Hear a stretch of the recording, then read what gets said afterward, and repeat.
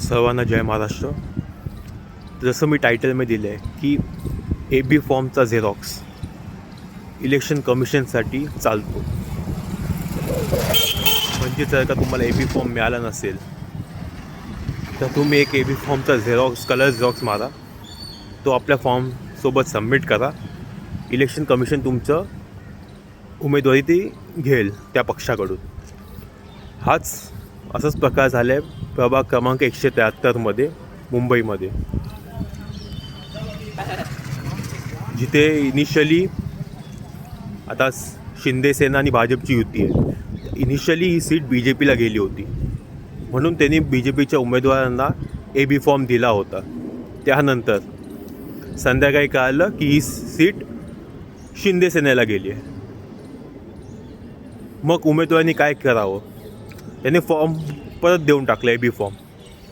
पण तो उमेदवार होता एक, काय बोलतात त्याला, चतुर किंवा चालाक. त्यांनी त्या AB फॉर्मचा झेरॉक्स काढून ठेवली आणि ती झेरॉक्स त्याने अटॅच केली आपल्या अर्जासोबत.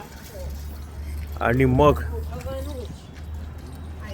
सगळ्यांना वाटलं की कोणाला उमेदवारी दिली जाईल, आणि त्या कॅन्डिडेटला ती उमेदवारी देण्यात आली BJPच्या नावावर.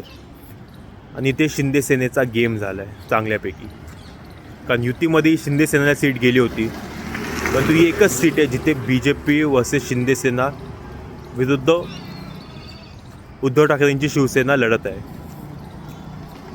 तर कुठेतरी इथे युतीची काडीमोड झाली या प्रभागात, कारण एका उमेदवाराने एक चालाकी यूज केली.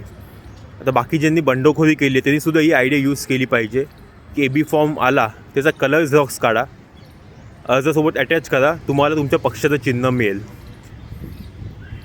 असा इलेक्शन कमिशनचा कारभार आहे. ठीक आहे, जे आहे ते आहे.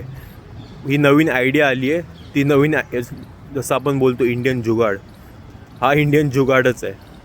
तर ठीक आहे, बाकी जय हिंद, जय महाराष्ट्र.